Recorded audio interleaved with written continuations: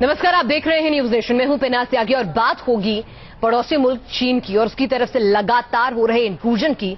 और इस सवाल का हल निकालने की यहां पर इस कोशिश में हम जुटे हैं अपने खास एक्सपर्ट के साथ कि चीन जिस तरह से लगातार इंट्रूजन कर रहा है, लगातार एक तरफ तो बातचीत होती है लेकिन दूसरी तरफ उसकी सेना जो है आंखें तरेरती है और भारतीय सीमा में दाखिल होने से गुरेज नहीं करती है। तो आखिर चीन चाहता क्या है? और हिंदुस्तान अगर सैन्य दृष्टि से देखें, आर्थिक दृष्टि से देखें तो चीन के सामने वाकई में ठहरता कहां है? हमारे साथ खास एक्सपर्ट होंगे, लेकिन उससे पहले हम आपको बताते हैं कि आज इस चर्चा के लिए हम यहां क्यों इकट्ठा हुए हैं। क्योंकि चीन की बेलगाम हरकतें जो हैं वो लगातार बढ़ रही हैं। लद्दाख के शुमार में पहले से जमी चीनी फौज अब अपनी ताकत बढ़ाने की कोशिश करती दिख रही है और चीन की किसी भी नापाक हरकत को रोकने के लिए हिंदुस्तान ने भी अब पूरी तैयारी कर ली है। डेमचौक और चुमार में पहले से ही चीनी सैनिक घुसपैठ कर चुके थे और रविवार को चीनी फौज ने एक और नापाक हरकत को अंजाम दिया। चीनी फौज ने चुमार के जिस इलाके में घुसपैठ की थी वहां उसने 7 टेंट लगा दिए। इससे पहले भी चुमार के एक और इलाके में चीन के तकरीबन 35 सिपाहियों ने टेंट लगा दिए थे। सूत्रों से मिली खबरों के मुताबिक पॉइंट 30 आर के आसपास चीन के 100 सैनिक भी पहुंच गए थे। पॉइंट 30 आर वो पोजीशन है जहां से चीन भारतीय फौजों पर निगरानी रखता है।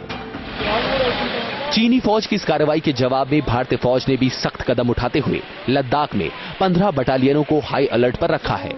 इन बटालियनों के साथ ही साथ आर्मी ने रिजर्व यूनिट्स को भी अलर्ट पर रखा है। एक अंग्रेजी अखबार में छपी खबर के मुताबिक भारतीय सेनाओं के हेलीकॉप्टर और ड्रोन भी लगातार इलाके में उड़ान भर रहे हैं ताकि इस बात पर निगरानी रखी जा सके कि कहीं चीन इस इलाके में कोई निर्माण कार्य तो नहीं कर रहा।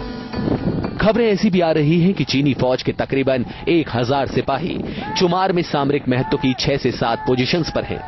रक्षा मामलों के जानकारों का कहना है कि चीनी फौज के सिपाही पीछे नहीं जा रहे हैं बल्कि वो वापस जाकर दोबारा लौट आ रहे हैं। जैसी मेरी खबर है वो वापस पूरी तरह से कभी भी नहीं हुए। कुछ सैनिक वापस गए थे, वो फिर वापस आ गए और अभी भी जो है उनका जो सिस्टम चल रहा है वो ये चल रहा है कि शाम को कुछ लोग चले जाते हैं, सुबह फिर वापस आ जाते हैं। जानकारों का यह भी कहना है कि ये घुसपैठ चीन के लिए भारत की ताकत परखने का जरिया भी हो सकती है। अगर आप all across the line of actual control में देखेंगे तो चाइना ये चाहता है कि किस तरीके से हमारी डिप्लॉयमेंट होती है और कितनी जल्दी हम करते हैं वो ये टेस्ट करना चाहता है। हाल फिलहाल में हमने C-130Js जो हैं उनको हमने वहां पे डिप्लॉय किया। हमारी जितने भी फॉरवर्ड एयर बेसेस हैं उनको एक्टिवेट किया और लैंडिंग के प्रोसेसेस किए। और ये देखना वो चाइना चाहती है कि कितनी जल्दी हम कर लेते हैं और कितनी जल्दी डिप्लॉयमेंट हो सकती है from the air bases to the forward bases के। और ये जानने के बाद ही चाइनीज अपनी कैलकुलेशंस करेंगे। तो ये एक तरीके से टेस्ट करना चाहते हैं कि कितनी जल्दी ये सारा सब कुछ होता है और उसी तानी बाने के मुताबिक वो हमसे डबल कैपेसिटी में जब फ्यूचर आए वैसा वो डिप्लॉयमेंट कर सकें। घुसपैठ को लेकर दोनों देशों की सेनाओं के बीच फ्लैग मीटिंग भी हुई थी, लेकिन इन बैठकों का कोई नतीजा नहीं निकला, जिसके बाद भारतीय सेना ने अपनी सीमा की सुरक्षा के लिए कड़े कदम उठाए। दिल्ली से अनीता चौधरी के साथ टीम न्यूज नेशन।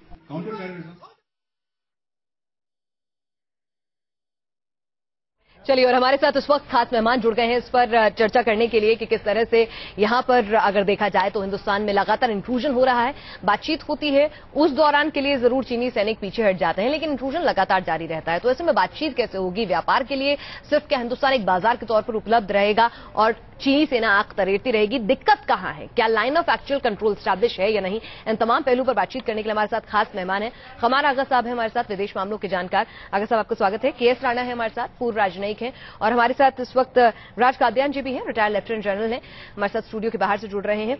सबसे पहले मैं यहां पर डिप्लोमेट हमारे साथ पूर्व जुड़े हुए हैं, उनसे चर्चा में शामिल करना चाहूंगी। राणा साहब, ये बताइए कि जिस तरह से चीन की तरफ एक तरफ हम बातचीत करते हैं, बड़े अच्छे माहौल में बातचीत होती है, स्वागत होता है, झूले झुलाए जाते हैं, सब कुछ होता है, लेकिन दूसरी तरफ चीनी सेना आंखें तरेरती है और ये पहला मौका नहीं है। ये पिछला अगर इतिहास देखे, चाहे वो डॉक्टर मनमोहन सिंह रहे हों या कोई और रहा हो, लगातार होता चला आ रहा है। तो विवाद का बिंदु कहां है? लाइन ऑफ एक्चुअल कंट्रोल क्या एस्टैब्लिश नहीं है? यही तो बात है कि कोई कोई जगह पे नेचुरल फीचर्स जो होते हैं जमीन के, वो आपको लाइन ऑफ कंट्रोल अच्छी तरह दिखा देती है। मतलब कि शिखर की जो रिज लाइन है उसके ऊपर आपकी लाइन ऑफ कंट्रोल बन जाती है। जो फ्लैट एरिया है वहां एक तरफ से एक साइड कहती है मेरी लाइन ऑफ कंट्रोल यहां है, दूसरी तरफ से कहते हैं नहीं दूसरी जगह पे है। मुझे ये लगता है इस बारे में कोई ऑफिशियल ब्रीफिंग अभी तक नहीं हुआ है, लेकिन मैं ये समझता हूं कि जैसे हम लाइन ऑफ कंट्रोल डिफाइन करने की कोशिश कर रहे हैं, तो उसी समय दोनों तरफ से कोशिश की जाएगी कि हम थोड़ा आगे बढ़े और हमारी लाइन ऑफ कंट्रोल उस जगह पे दिखाएं। ये भी समझना चाहिए कि इस जगह पर कोई परमानेंट पॉपुलेशन नहीं है, ग्रेजियर्स आते हैं जाते हैं, तो ये कस्टम से जुड़ा हुआ है जी। जो किसी का रहने की जगह होती तो हम कहते हैं ये हमारा गांव है, हमारे लोग यहाँ रहते हैं। चलिए, तो यहाँ पर कहीं ना कहीं लाइन ऑफ फैक्चुअल कंट्रोल जो है उसको भी यहाँ पर कहीं ना कहीं डिफाइन करने की जरूरत है। हमारे साथ इस वक्त राणा साहब से हम जान रहे हैं, कादियान साहब भी हमारे साथ इस वक्त जुड़े हुए हैं। कादियान साहब, अगर हम समझने की कोशिश करें आपके एक्सपीरियंस से, चीनी सैनिकों की घुसपैठ जो है हाल फिलहाल में लगातार बढ़ती जा रही है, तो आपका एक्सपीरियंस क्या कुछ कहता है जब चीनी सेना के साथ हमारी लाइन ऑफ कंट्रोल की बात आती है और उनके बिहेवियर की बात आती है, इस तरह के इंट्रूजन्स की बात आती है? देखिए, ये जो समस्या इंडो चाइना बॉर्डर पर है, ये तो इतिहास की एक विरासत में हमें मिली है। ये लाइनें उस वक्त निर्णय किया गया था जबकि हमारी किस्मत किसी और के हाथ में थी। उस वक्त अंग्रेजी हुकूमत की प्राथमिकता चाइना नहीं थी बल्कि रशिया था। तो वो उन्होंने भी 2-3 किस्म की लाइन अलग अलग उनका डिसीजन लिया था, अलग अलग वो एक्सपीडिशन भेजते थे, वो अलग अलग रिपोर्ट लेते थे, उसी पर वो लाइन खींचते थे पीछे बैठ के। अभी जब हम इंडो चाइना बॉर्डर पर जो हालात देखते हैं उसको हम 2 नजरिए से देख सकते हैं। पहला तो कि वहां पर शांति बहाल रहनी चाहिए। वो मैं आपको बता दूं कि जितना शांत इंडो चाइना बॉर्डर रहा है उतने शायद कोई भी विवादपूर्ण देश का बॉर्डर नहीं रहा होगा। 1967 में जब हमारा नाथुला का एक्शन हुआ था, उसके बाद पिछले 47 साल में इंडो चाइना बॉर्डर पर कोई गोली फायर नहीं हुई।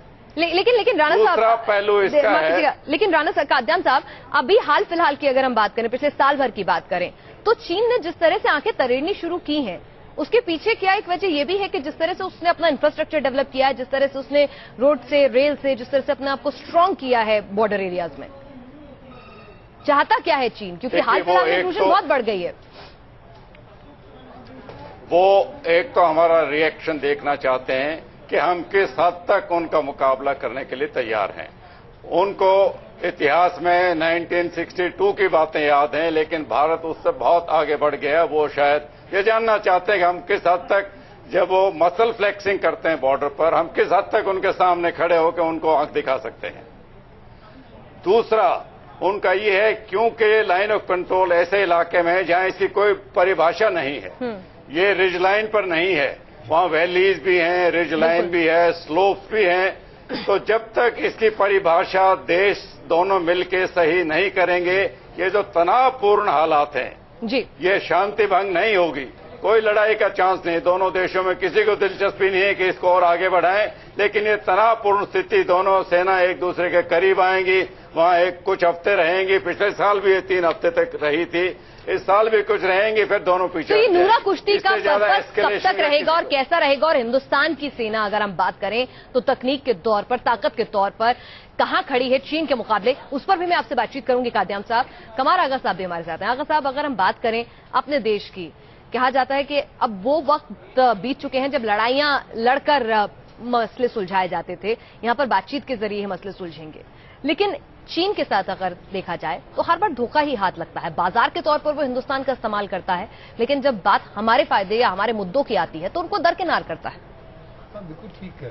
देखिए, 2 चीजें हैं। पहली बात तो ये है कि ये मसला तब से शुरू हुआ जब से हिंदुस्तान ने बॉर्डर के ऊपर अपना इंफ्रास्ट्रक्चर डेवलपमेंट का काम शुरू किया। वहाँ पे रोड्स बनानी शुरू की, रनवे बनाए या पोस्टें बनानी।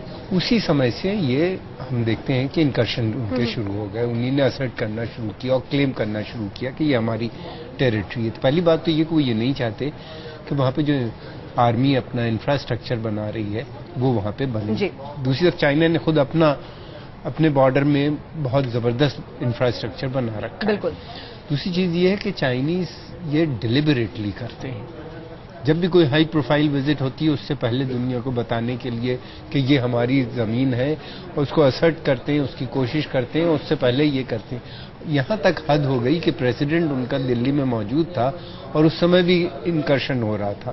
तो ये एक मिली भी उनकी साजिश है। बिल्कुल, अगर उनका राष्ट्रपति यहाँ मौजूद है और उसके बावजूद भी घुसपैठ हो रही थी तो जाहिर सी बात है कि ये राष्ट्रपति की जानकारी के बिना मुमकिन नहीं है। तो ऐसे में हमारे देश की सरकार क्या कर रही थी, हमारे प्रधानमंत्री क्या कुछ कर रहे थे, और वो प्रधानमंत्री जब चुनावी रैलियों में मौजूदा सरकार को, उस वक्त की तत्कालीन सरकार थी, उसको घेरा करते थे इन मुद्दों पर, आज इतने खामोश और शांत क्यों बैठे हैं? आइए उनके रुख को दिखाता हुआ एक रिपोर्ट आपको दिखाते हैं, फिर इस पर चर्चा करेंगे। हाथ मिलाया, समझाया बुझाया, लेकिन चीन है कि मानता ही नहीं। चीनी फौज की लगातार घुसपैठ की कोशिशों के चलते भारतीय सेना को सख्त रुख अपनाना पड़ा, लेकिन सरकार शायद अभी तक जिनपिंग के आश्वासन पर ही भरोसा कर रही है। तभी तो जब गृह राज्य मंत्री से घुसपैठ को लेकर सवाल पूछा जाता है तो वो कभी कंफ्यूजन तो कभी हालात का हवाला देते हैं। देखिए, वो जमीन बहुत कठिन जगह है, वहाँ एग्जैक्टली कौन सा स्पॉट में क्या लगा है इसका रिपोर्ट देना पड़ता है। ऐसे प्रतिक्रिया देना ठीक नहीं होगा। गृह मंत्री भले ही रिपोर्ट्स का इंतजार करें, लेकिन बीजेपी के नेता मानते हैं कि इस मसले को खुद देखना चाहिए। I think the prime minister should personally take responsibility for this and then try and see how best we can have emissaries go to China or have emissaries come from there to bring this matter to an end. खुद प्रधानमंत्री मोदी भी कह चुके हैं कि चीन के साथ सीमा विवाद को वो गंभीरता से सुलझाना चाहते हैं। मैंने सीमा पर जो घटनाएं हुई हैं उस पर चिंता प्रकट की है और कहा है कि इन्हें सुलझाना आवश्यक है। हम इस बात पर सहमत है कि सीमा क्षेत्र में शांति और स्थिरता हमारे आपसी विश्वास और संबंधों की नींव है। यह दो देशों की एक महत्वपूर्ण सहमति है और इसका दृढ़ता से पालन किया जाना चाहिए।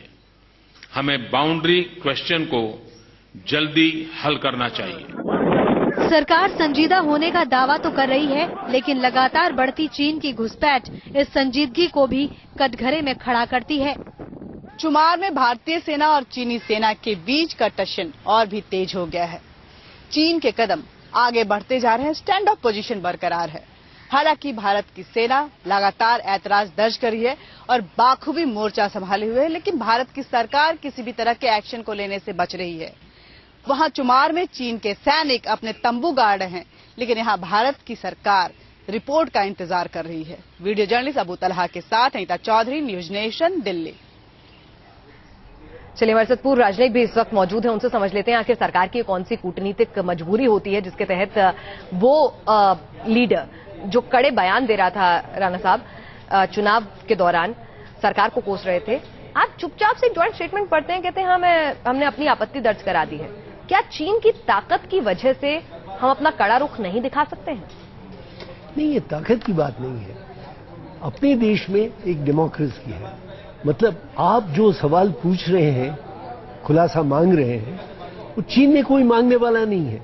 चीन में ऐसा डिस्कशन होता भी नहीं है। तो नहीं, मैं बिल्कुल एक आम आदमी के तौर पर अगर मैं समझने की कोशिश करूं कि आप पाकिस्तान से अपनी बातचीत रद्द कर देते हैं, ठीक है, चीन की तरफ से इंट्रूजन लगातार हो रहा है। चीन हमारी किसी भी हम जो ऑब्जेक्शन रेज करते हैं, चाहे वो उनका वहां पर रेल यातायात बढ़ाना हो, अपना एयरपोर्ट बनाना हो, तमाम चीजों पे हमें इग्नोर करता है, हमारी बात नहीं सुनता है। तो हम उसके खिलाफ इतना कड़ा टफ स्टैंड क्यों नहीं लेते और उसके राष्ट्रपति की मौजूदगी में इंट्रूजन हो रहा होता है? मुझे लगता है कि हमारे प्रधानमंत्री ने काफी टफ स्टैंड लिया है और उन्होंने काफी सख्त भाषा में कहा है कि ऐसा नहीं होना चाहिए, लेकिन पर उसका असर तो कुछ नहीं हुआ। तो असर ये है कि जैसे हम लाइन ऑफ एक्चुअल कंट्रोल को अच्छी तरह डिफाइन करने की कोशिश करेंगे तो ऐसी चीजें होती रहेगी। जैसे जनरल साहब ने फरमाया, पिछले 47 ईयर्स से एक शॉट नहीं फायर किया गया, उस पर हम ध्यान दें। हमें थोड़े कूल नर्व्स रखने चाहिए। ये चीजें होती है, हम भी उसका जवाब देने के लिए तैयार हैं।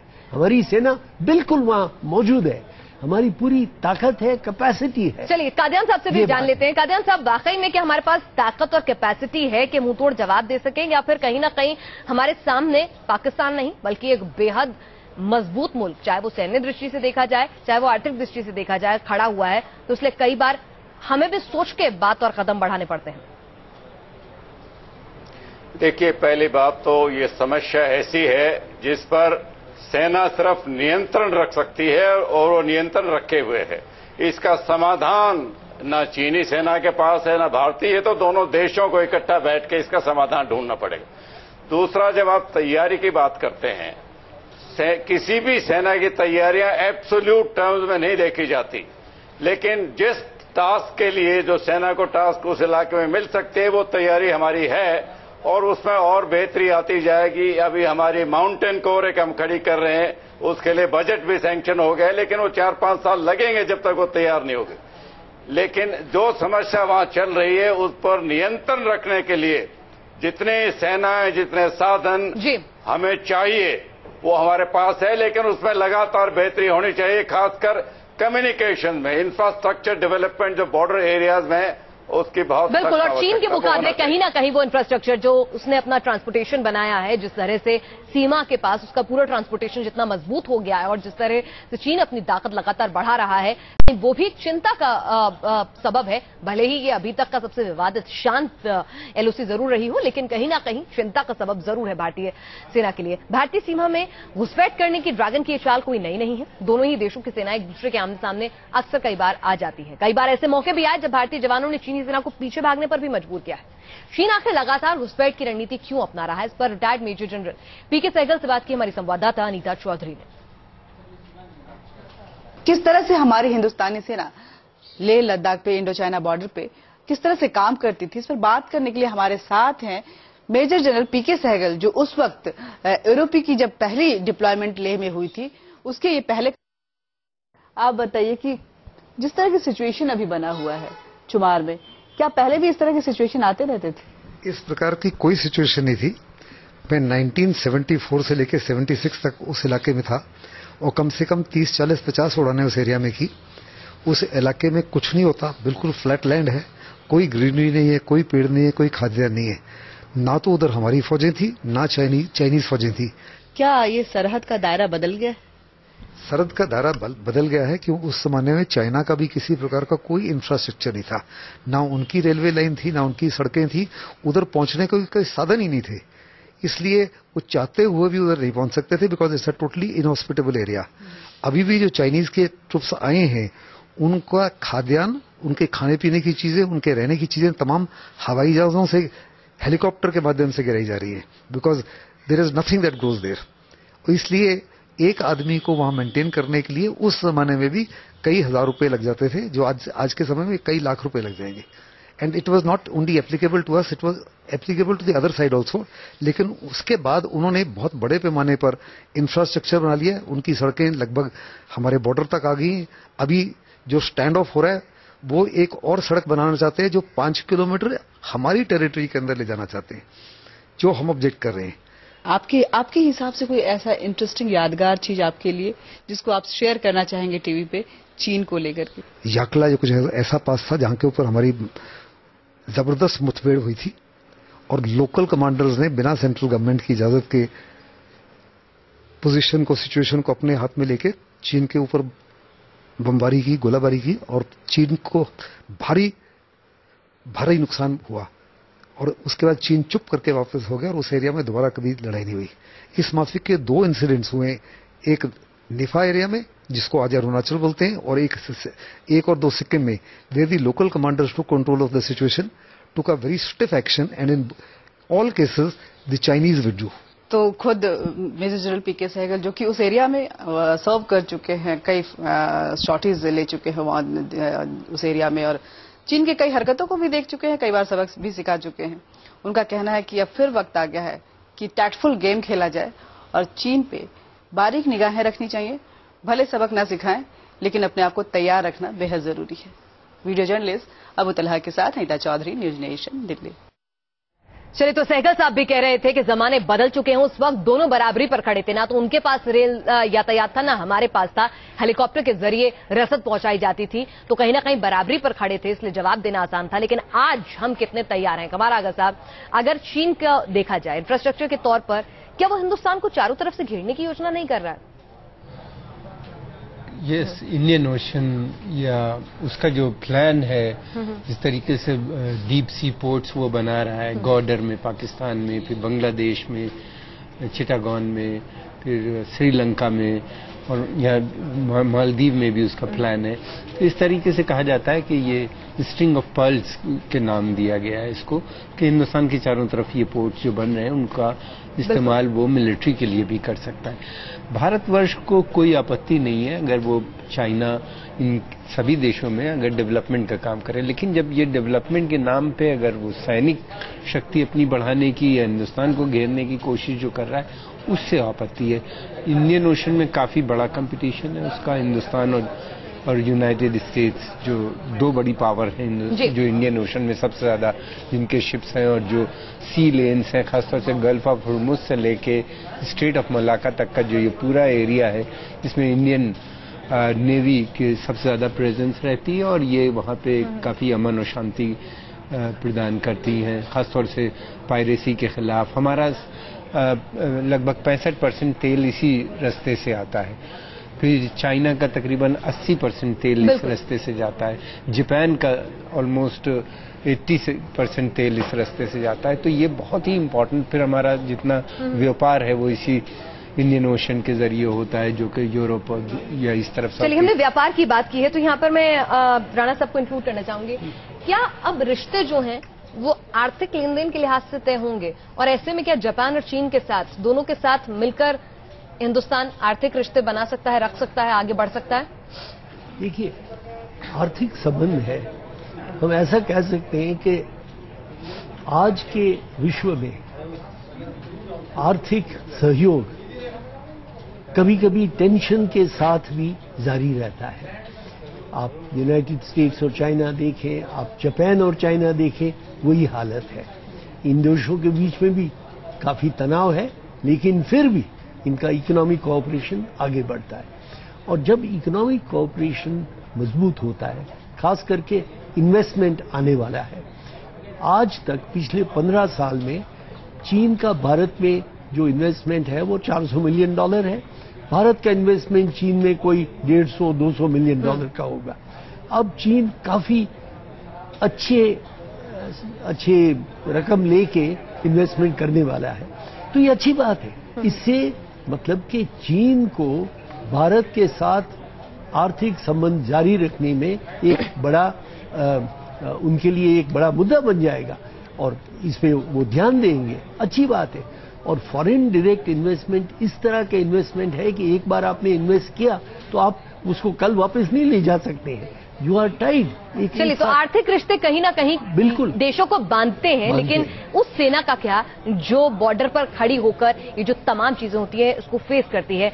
यहाँ पर हमारे साथ कादियान साहब है। कादियान साहब, जिस तरह से इंट्रूजन होता है, जब आंखें तरीली जाती हैं, तो बॉर्डर पर जब सैनिक खड़ा होता है तो उसके मनोबल की क्या स्थिति रहती है, जब उसे खुद ये मालूम हो कि इंफ्रास्ट्रक्चर के लिहाज से सामने वाला मुझसे ज्यादा बेहतर कनेक्टेड है? चाइना के केस में मैं बात कर रही हूं, तो हमारा सैनिक वहां पर खुद को कहां खड़ा वो महसूस करता है, और सरकार की तरफ वो किस तरह की उम्मीद भरी निगाहों से देखता है? नहीं, ऐसा कुछ नहीं है। पहली बात तो आपकी तैयारी जिस आर्मी की, वो इस बात पर निर्भर करती है कि आपकी टास्क क्या है। क्या ये लड़ाई कल होने वाली है, अगले 2 साल में होने वाली है? ऐसा कोई इम्कान नहीं है। पूरी आर्मी जानती है। ये फिक्र हम लोगों को यहाँ बैठ के मीडिया में ज्यादा होती है कि सैनिकों की क्या हालत होगी। सैनिक वहां बड़ी खुशी से हैं, वो अपनी टास्क जो उनको मिली हुई है उसकी पूरी निपुणता से उसको निभा रहे हैं और निभाते रहेंगे। इसका कहने का मतलब ये नहीं कि हम सुस्ती करें, इस समस्या का समाधान ढूंढना आवश्यक है। जी, ये देखिए, चीन और भारत रीजन के 2 बड़े देश हैं, दोनों की इकोनॉमी बड़ी तेजी से बढ़ रही है, चाइना के शायद और भी ज्यादा तेजी से। तो कहीं ना कहीं दोनों की मुठभेड़ होना आवश्यक है। चाइना भारत को कहीं ना कहीं अपना प्रतिद्वंदी मानेगा, हम भी चलिए, और उस प्रतिद्वंदिता के लिहाज से कहीं ना कहीं तैयारी की भी जरूरत है। और जिस तरह से हमारे सैनिक तैयार हैं, सेना तैयार है, सरकार भी कठोर शब्दों में जवाब दे रही है, लेकिन कहीं ना कहीं जिस तरह से आगा साहब ने कभी कहा कि इंफ्रास्ट्रक्चर को भी उसी स्पीड से, जिस हिसाब से चाइना ने तरक्की की है, उस हिसाब से बढ़ाना होगा, तब हम बेहतर स्थिति में होंगे आंखें मिलाकर बात करने के, ना कि आंखें झुकाकर बात करने के। आप सभी इस चर्चा में शामिल हुए, आपका बहुत बहुत शुक्रिया। इस खास पेशकश में फिलहाल के लिए इतना ही।